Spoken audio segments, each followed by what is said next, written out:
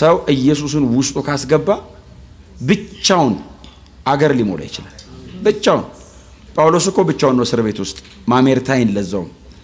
መሞት ይቀላል ለዛው እስከ መቀመጥ በጣም ሲቃይ ውስጥ ሆኖ ለፊልጵስዩስ ቅዱሳን ሲጽፍ ብቻውን ነው እየተሰቃየ ድፍኑ 2 ዓመት ጨለማ ቤት ውስጥ ጌታ ቅርብ ነው ይላል the lord is at hand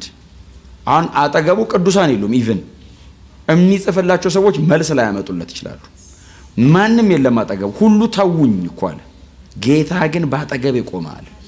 እና ይሄንን ብቸኝነት መስበር የሚችለው ኢየሱስ ብቻ ነው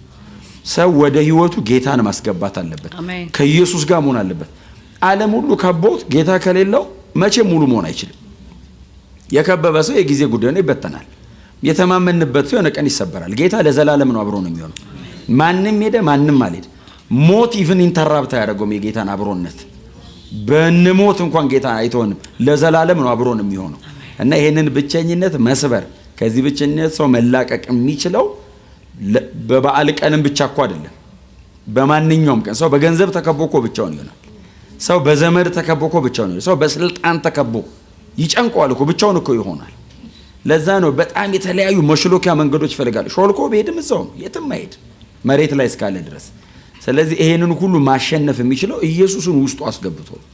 እና ጌታ ኢየሱስ ክርስቶስን ሰዎች ወደ ህይወታቸው እንዲያስገቡ ምንም ክፍያ አይጠይቅ